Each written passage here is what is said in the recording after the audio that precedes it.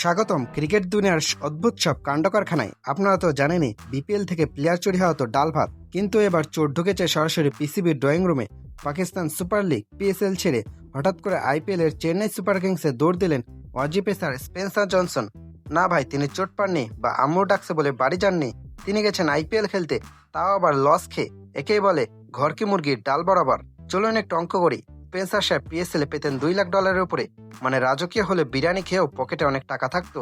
কিন্তু তিনি সেই টাকা লাথি মেরে চলে গেলেন চেন্নাইয়ে ন্যাথান এলিসের রিপ্লেসমেন্ট হতে। সেখানে পাবেন $1,60,000, মানে সোজা কথায় $40,000 বা প্রায় 48 লাখ টাকার কাছাকাছি লস।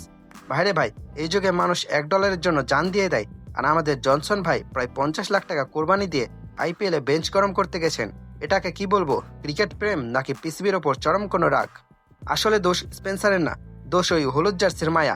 চেন্নাইয়ের ড্রেসিং রুমে থালা ধোনির পাশে একবার বসতে পারলে প্লেয়াররা মনে হয় দরকার পড়লে নিজেদের পকেট থেকে টাকা দিয়ে খেলতে রাজি। পিসিবি ভাবছিল তাদের লিগ হচ্ছে আইপিএল এর বড় প্রতিদ্বন্দ্বী, কিন্তু জনসন বুঝিয়ে দিলেন, বড় ভাই, টাকা বড় কথা না, স্ক্রিন টাইম আর আইপিএল এর গ্ল্যামারই আসল। পিসিবির কাছে যেটা ছিল প্ল্যাটিনাম ক্যাটাগরি, আইপিএল এ গিয়ে সেটা হয়ে গেল রিপ্লেসমেন্ট ক্যাটাগরি। ভাবা যায়? পিসিবি এখন হয়তো ভাবছে হামারা কোয়ালিটি কাহা গায়া।